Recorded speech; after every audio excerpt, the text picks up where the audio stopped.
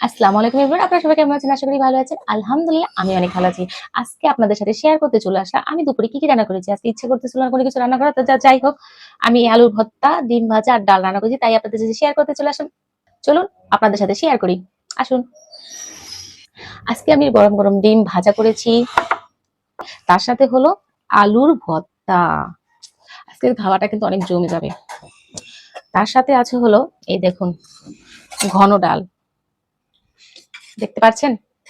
Clear আসছে মোবাইলে কালারটা? মাশাআল্লাহ অনেক মজা হয়েছে। ঘন ডালটা আমি খেয়ে দেখেছিলাম। তো ছিল এই ঘন ডাল, আর তার সাথে হলো এই যে গরম গরম ধোয়া ওঠা ভাত, দেখেছেন?